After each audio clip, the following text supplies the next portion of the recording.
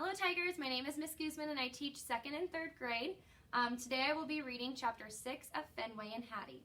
A reminder that this story is being read with permission by Penguin Random House. Hattie and Angel stay up in the squirrel house for a long time.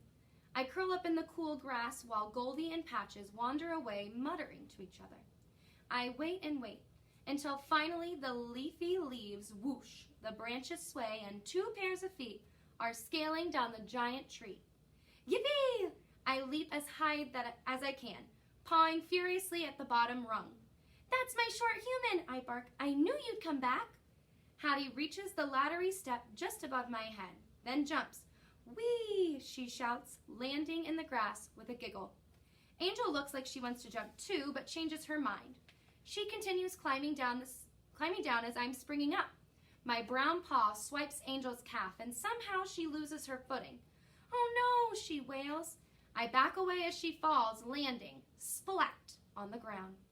Hattie rushes to Angel's side, her face full of concern. Ow, Angel cries. She rubs her bum, scowling at me. She gets to her feet, dusts off her clothes. All right, she says to Hattie.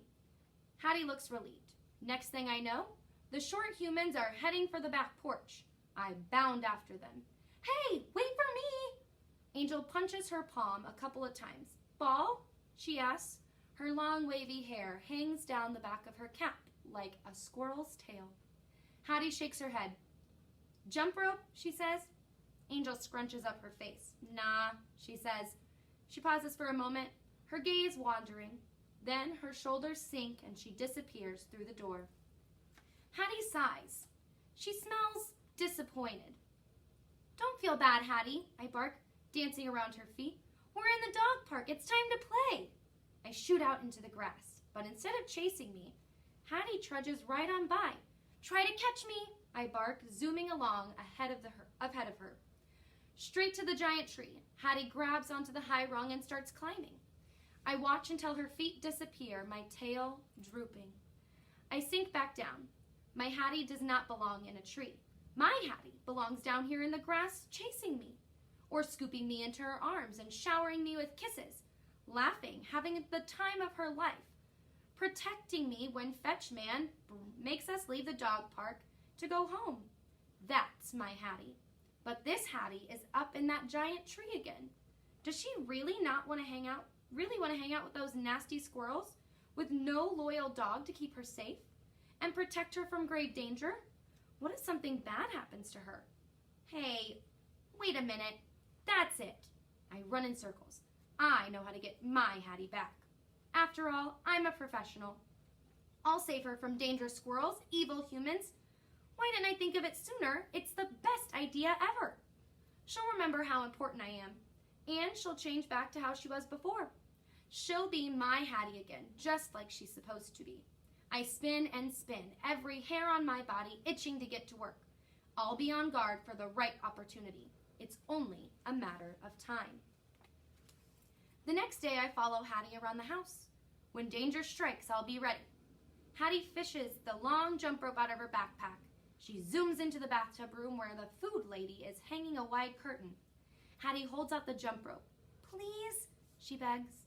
Food lady sighs and shakes her head, and Hattie's shoulders slump. We hop down the stairs. Fetch Man is in the lounging place, banging on the wall.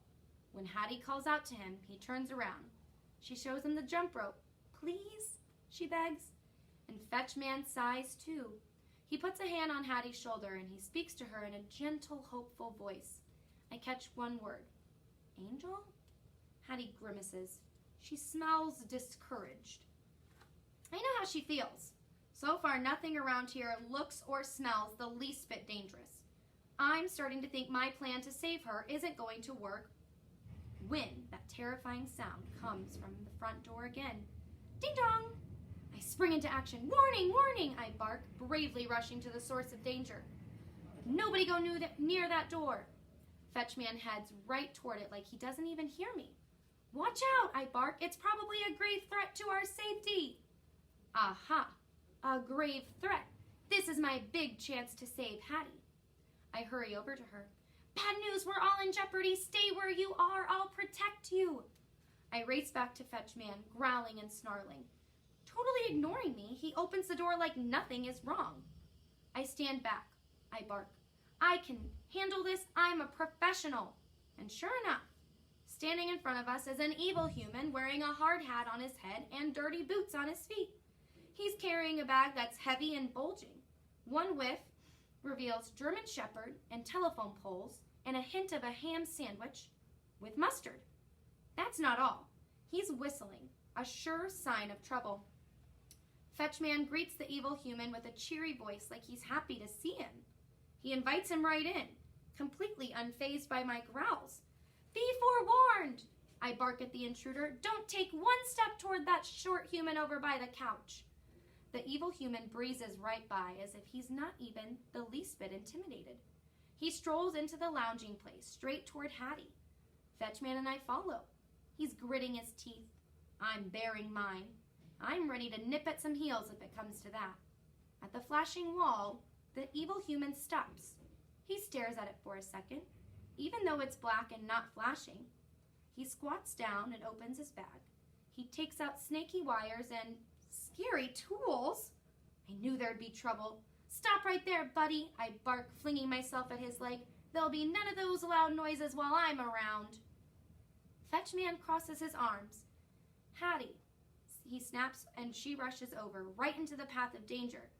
Hey, Fetchman is sabotaging my plan. Or is he? Get out of the way, Hattie, I've got this, I bark, thrusting out my chest. This is no place for a short human. Just then, a hand reaches down and rubs my head. Fella, says the strange but friendly voice. The evil human? What is he trying to do? Throw me off my game? Fenway, Hattie says, backing away and clapping. She clearly wants to play. Not now, Hattie, I bark. Can't you see how busy I am? She claps louder. Fenway, Hattie says, and this time she sounds annoyed. What's going on? This is not part of the plan. Hattie, I'm trying to protect you from this evil human who has invaded our home, I bark, and whoa! The menace revs up the roaring tool. I lunge toward him, stopping at a safe distance from the ear-splitting sound. Put that thing down before somebody gets hurt. Hattie's hands close around my torso. Fenway, she cries. Cut it out, Hattie, I bark as she lifts me up, away from the evil human. I am supposed to be the one saving you. And that's not the only problem. Hattie smells different, frustrated. She mutters something to Fetchman over her shoulder. She carries me out of the lounging place. Why isn't she happy that her loyal dog is trying to protect her? She keeps on walking to the sliding door. When she opens it, I finally realize what's going on. We're going outside to the dog park. She keeps walking, and she sets me down on the porch and gazes into my eyes. She points her finger at me. Fenway, she says. Her voice sounds serious. There's something important she wants me to know. Probably that she's completely devoted to me and nothing will ever come between us. And it hits me.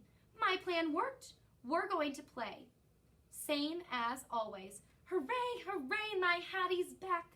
But then a terrible thing happens. She opens the door and goes back inside without me. Our trivia question for Chapter 6 is, who says, I'm a professional? Thanks, Tigers, and don't forget to tune in tomorrow as Mrs. Gorman reads Chapter 7.